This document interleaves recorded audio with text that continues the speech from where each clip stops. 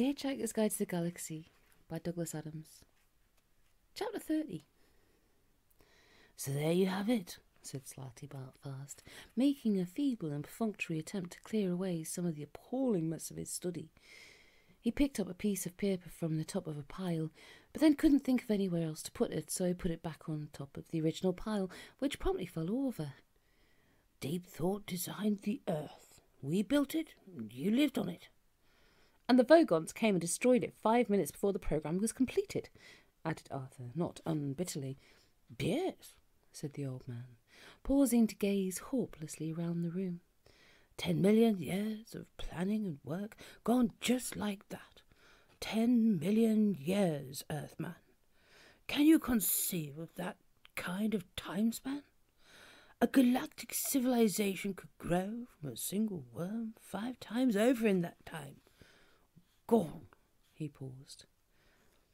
Well, that's bureaucracy for you, he added. You know, said Arthur thoughtfully, all this explains a lot of things.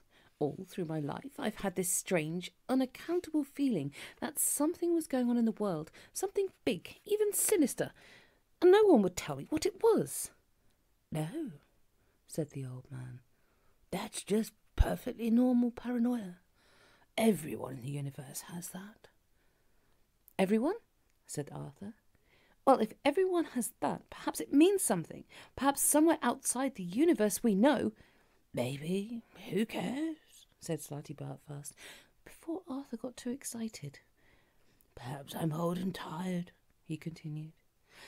But I always think the chances of finding out what is really going on are so absurdly remote. The only thing to do is to say hang the sense of it and just keep yourself occupied. Look at me. I designed coastlines.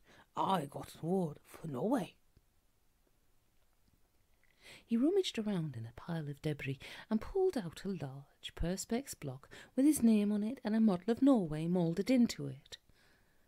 Where's the sense in that? He said. None that I've been able to make out. I've been doing fjords all my life. For a fleeting moment they became fashionable, and I get a major award. He turned it over in his hands with a shrug and tossed it aside carelessly, but not so carelessly that it didn't land on something soft. In this replacement Earth we're building, they've given me Africa to do, and of course I'm doing it with all fjords again, because I happen to like them, and I'm old-fashioned enough to think that they give a lovely baroque feel to a continent. And they tell me it's not equatorial enough. Equatorial! He gave a hollow laugh. What does it matter? Science has achieved some wonderful things, of course, but I'd far rather be happy than right any day. And are you? No, that's where it all falls down, of course. Pity, said Arthur with sympathy. It sounded like quite a good lifestyle otherwise. Somewhere on the wall a small white light flashed. Come, said Slarty Bartfast. You are to meet the mice. Your arrival on the planet has caused considerable excitement. It has already been hailed, so I gather, as the third most improbable event in the history of the universe. What were the first two? Oh, probably just coincidences, said Slarty Bartfast carelessly. He opened the door and stood waiting for Arthur to follow.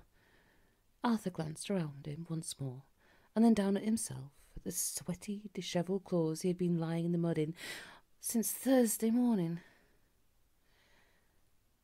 I seem to be having tremendous difficulty with my lifestyle, he muttered to himself. I beg your pardon? Asked the old man mildly. Oh, nothing, said Arthur. Only joking.